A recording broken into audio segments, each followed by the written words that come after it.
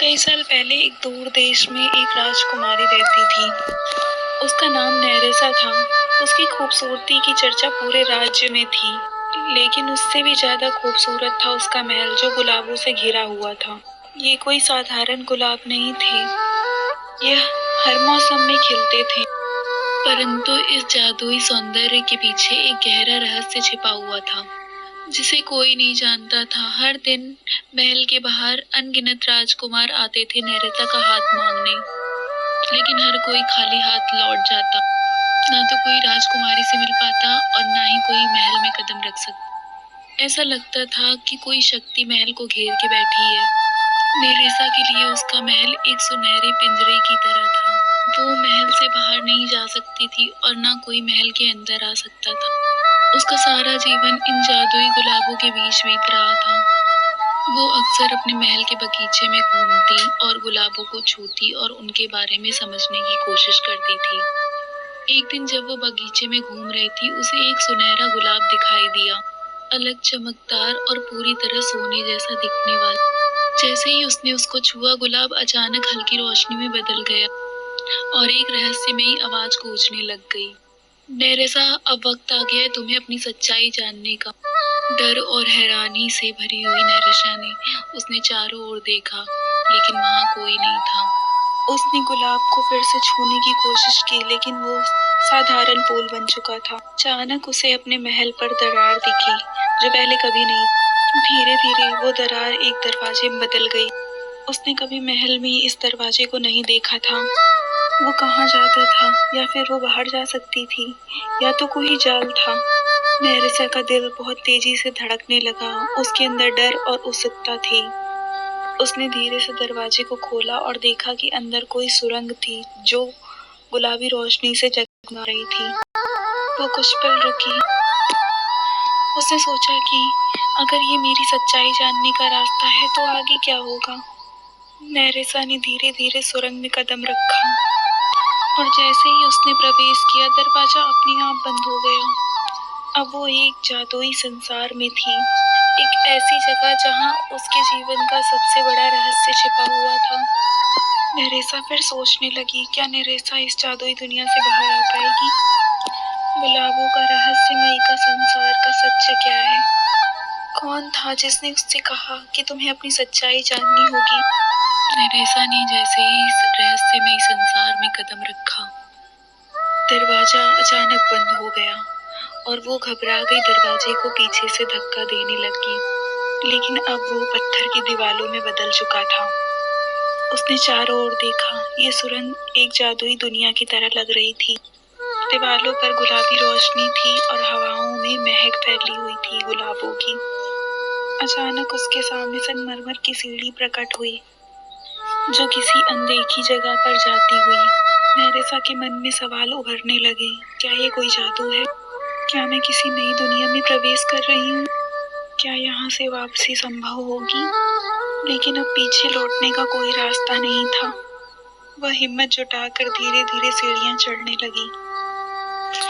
सीढ़ियों का अंत होते ही नैरेसा को अपने सामने एक अद्भुत नजारा दिखा। एक पूरी दुनिया जो गुलाबों से बनी हुई थी। हर तरफ आसमान तक ऊंचे गुलाबों के पेड़ थे। हवाओं में गुलाबों की महक थी और जमीन पर गुलाबों के फूल थे। पक्षी तक गुलाबों की पंखुड़ियों से बने हुए थे। नैरेसा ने अपनी आंखों को दोबारा झपका कर देखा, क्या ये कोई सपना है? तभी एक सोने जैसी चमक उसके सामने पड़ी और धीरे धीरे उसके आगे बढ़ने लगी और धीरे धीरे एक आकृति बनने लगी। एक रहस्यमयी औरत, वो एक परी जैसी थी। नैरेसा, आखिर तुम आ ही गई, परी ने हल्की मुस्कान के साथ कहा। तुम कौन हो? नैरेसा ने घबराते हुए पूछा।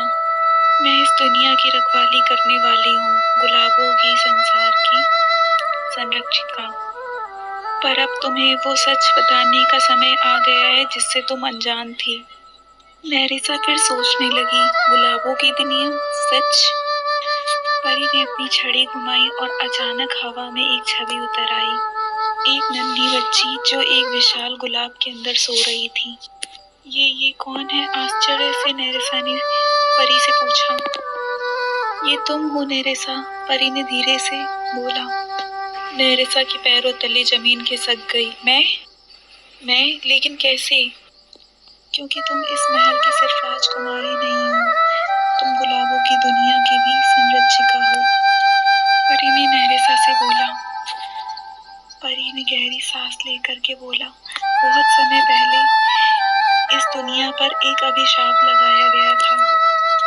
तुम्हारे माता पिता इस दुनिया के राजा और रानी थे, लेकिन एक काले जादूगर ने इस सुंदर जगह को अपने काले जादू से घेर लिया। तुम्हें बचाने के लिए तुम्हारी माँ ने एक गुलाब में छिपा दिया और इस महल में भेज दिया ताकि तुम्हारी यादें मिट जाएं और तुम्हें कोई पहचान ना पाए। नेरेसा के हाथ कांपने लगे। तो मैं इस दुनिया की असली राजकुमारी हूँ? परी ने सिर हिलाया। और तुम्हें ही इस अभिशाप को तोड़ना होगा, लेकिन कैसे? नेरेसा ने घबराकर परी से पूछा। परी ने जवाब दिया, इसके लिए तुम्हें गुलाबों के राजा की तलाश करनी होगी। नेरेसा ने फुसफुसाकर बोला, गुलाबों के राजा? हाँ, वही जो इस दुनिया को फिर से जीवित कर सकता है। नेरेसा ने पूछा, लेकिन वो कहाँ है? परी ने कहा, ये कोई नहीं जानता। नेरेसा ने परी से पूछा, क्या आप जानती हैं वो कहाँ है? परी ने हल्की मुस्कान देते हुए बोला, वो तुम्हें खुद ढूंढेगा, लेकिन ये यात्रा आसान नहीं होगी।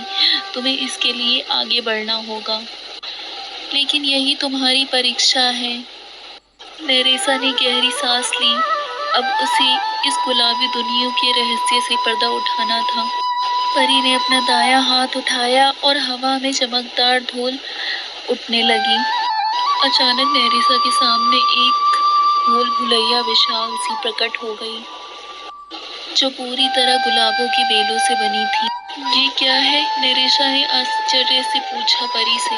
अब ये गुलाबों की भूल भुलैया है। अगर तुम इसे पार कर लेती हो तो तुम्हें अगली परीक्षा का रास्ता मिलेगा, लेकिन याद रखना, ये भूल भुलैया साधारण रास्ता नहीं है। यहाँ तुम्हारे सबसे बड़े डर छिपे हो सकते हैं। नेरेसा ने हिम्मत जुटाई और भूल भुलैया में कदम रख दिया। जैसे ही नेरेसा भूल भुलैया में घुसी, उसे महसूस हुआ यहाँ की हवाएं बहुत भारी थी और वहाँ पे अजीब सी आवाज सुनाई दी, तुम यहाँ क्या करने आई हो राजकुमारी? नेरेसा ने पीछे मुड़कर देखा, लेकिन वहाँ कोई नहीं था। नेरेसा को महसूस हुआ ये भूल भुलैया किसी काले जादू से बनी हुई है। अगर उसे बाहर निकलना होगा तो अपने डर को पीछे छोड़ना होगा। अचानक नेरेसा की हथेलियां हल्की रोशनी से चमकने लगी। ये वही रोशनी थी जो गुलाब को छूने में आई थी। नेरेसा ने कहा, शायद मेरी यही असली शक्ति है। उसने अपनी हथेलियां उठाई और धीरे धीरे गुलाबी रोशनी फैलने लगी। थोड़ी देर में पूरा मॉल शांत हो गया और काले गुलाब फिर से गुलाबी रंग में बदलने लगे और भूल भुलैया में एक नया रास्ता खुल गया। नेरेसा ने उस भूल भुलैया में कदम रखा और उसे एक झील के पास राजकुमार दिखाई दिया। वो बहुत सुंदर था। उसकी आंखों में रोशनी चमक रही थी। तुम कौन हो? नेरेसा ने धीरे से पूछा। राजकुमार ने मुस्कुराकर कहा, मैं वही हूँ जिसे तुम ढूंढ रही हो। नेरेसा ने पूछा, क्या तुम ही राजकुमार हो गुलाबों की? राजकुमार ने सिर हिलाया, लेकिन मेरी असली शक्ति अभी सोई हूँ। अगर मुझे जगाना है तो तुम्हें काले जादू से टकराना होगा। नेरेसा का दिल बहुत तेजी से धड़क रहा था। गुलाबों के महराज उसके सामने खड़े थे, लेकिन उनकी असली शक्ति अभी भी सोई हुई थी। नेरेसा ने गंभीर स्वर में पूछा, काले जादूगर से टकराने में मुझे क्या करना होगा? राजकुमार ने गहरी सांस लेकर के बोला, काले जादूगर ने एक गुलाब में अपने जादू को कैद कर रखा है। जब तक वो गुलाब नष्ट नहीं होगा तब तक मेरी शक्ति मुझे लौटेगी नहीं। नेरेसा ने पूछा, वो जादुई गुलाब कहाँ मिलेगा? राजकुमार ने झील के पार इशारा किया। सामने दूर एक काले महल की झलक दिख रही थी, जिसके ऊपर काले बादल घने हो रहे थे। काले महल के अंदर वहाँ जादू कक्ष, लेकिन वहाँ तक पहुँचना आसान नहीं होगा। नेरेसा ने साहस से सिर हिलाया। अब वो पीछे नहीं हट सकती थी। नेरिसा और राजकुमार झील पार कर काले महल की तरफ बढ़ने लगे। जैसे जैसे वो आगे बढ़ते हवा और ठंडी होती जा रही थी। रास्ते में उन्हें भयानक काले फूल दिख रहे थे जिनकी पंखुड़ियों से हल्का हल्का धुआं निकल रहा था। नेरिसा ने पास जाकर के देखा तो अचानक वो फूल जीवित हो गए और डरावनी हंसी में फुसफुसाने लग गए। तुम यहाँ तक कैसे पहुंची राजकुमारी? क्या तुम्हें लगता है तुम जादूगर को हरा सकती हो? नेरिसा को झटका लगा, ये फूल बोल सकते थे। राजकुमार ने हाथ पकड़ के बोला, इनकी बातों पर ध्यान मत दो और आगे बढ़ते चलो। उन्होंने महल के अंदर कदम रखा और दरवाजे भारी आवाज के साथ बंद हो गए। महल के अंदर का रंग बहुत डरावना था। दीवालों पर काले धुएं से बने चित्र थे और हर कोने से रहस्यमयी फुसफुसाहट की आवाज आ रही थी। अचानक एक गहरी हंसी गूंजी। तो तुम आ ही गई राजकुमारी। राजकुमार और नेरिसा ने देखा कि सामने एक काली लंबी छाया है। नेरिसा ने गुस्से में बोला, तुमने मेरी दुनिया को अंधकार में बदला। काले जादूगर ने बोला, नहीं, ये दुनिया मेरी है। काले जादूगर ने दहाड़ते हुए कहा, और मैं इसे तुम्हें कभी वापस नहीं दूंगा। नेरिसा ने अपने हाथ उठाए और गुलाबी रोशनी उसमें जगमगाने लगी। तुम्हारा जादू अब खत्म हो। लेकिन काले जादूगर ने अपनी छड़ी उठाई और नेरिसा के ऊपर जादू करने की कोशिश। राजकुमार ने अपनी अंतिम बची शक्ति से एक दीवार बना दी जिससे काला जादूगर जादू नहीं कर पाया। नेरिसा, तुम्हें जादुई गुलाब को नष्ट करना होगा, राजकुमार ने पुकारा। नेरिसा ने देखा काले गुलाब का पौधा कक्ष के बीचों बीच रखा हुआ था। वही गुलाब जिसने इस दुनिया को श्रापित कर रखा था। लेकिन काले जादूगर को ये स्वीकार नहीं था। उसने अपनी छड़ी उठाई और एक काली लपट नेरिसा की ओर छोड़ दी। तुम मेरी दुनिया को बर्बाद नहीं कर सकती राजकुमारी, वो गर्जा। नेरिसा ने तेजी से झुककर अपने आप को बचा लिया। अब समय आ गया था अपनी असली शक्ति को उपयोग करने का। नेरिसा ने गहरी सांस ली और उसके आसपास खूब रोशनी हो गई। अचानक उसकी हथेलियों से गुलाबी रोशनी निकलने लगी। नेरिसा ने बोला, इस दुनिया के असली जादूगर, मुझे शक्ति दो। उसने अपनी हथेलियां ऊपर उठाईं और चारों ओर गुलाब की महक से महल महकने लगा, जिससे काले जादूगर की शक्ति धीरे धीरे कमजोर पड़ने लग। काले जादूगर ने दर्द से चीखते हुए बोला, नहीं, ऐसा नहीं हो सकता। नेरिसा को देर नहीं करनी थी। उसने पूरी शक्ति लगाई और तेजी से गुलाब की ओर दौड़ पड़ी। जैसे ही गुलाब को उसने अपने हाथों से छुआ, एक जबरदस्त चमक उठी। काले गुलाब की पंखुड़ियां धीरे धीरे सोने जैसी चमक देने लगी। काला जादूगर धीरे धीरे धुएं में बदलने लगा और फिर आसमान में वीरान हो गया। जैसे ही काले जादूगर का अंत हुआ, पूरा महल सोने जैसा चमकने लगा। राजकुमार की आंखें चमक उठी और उनकी सोई हुई शक्ति वापस आ गई। उन्होंने मुस्कुराते हुए राजकुमारी की तरफ देखा। तुमने कर दिखाया राजकुमारी। जैसे ही उन्होंने अपना हाथ उठाया, चारों ओर फिर से गुलाब खिलने लगे।